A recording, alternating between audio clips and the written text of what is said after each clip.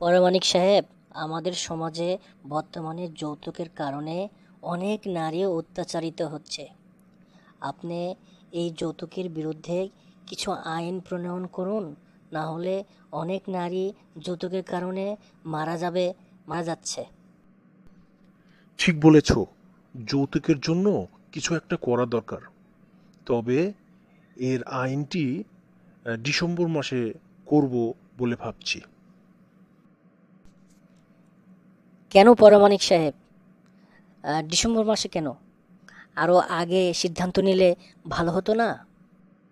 ও, তোমাকে তো বলাই হয়নি। ডিসেম্বর মাসে আমার মেয়ের বিয়ে, আর নভেম্বর মাসে আমার ছেলের বিয়ে। যেহেতু ছেলের বিয়ে নভেম্বরে, যৌতুক নিব, আর ডিসেম্বর মাসে যৌতুকের আইন প্রণয়ন করব যাতে যৌতুক দেয়া না লাগে।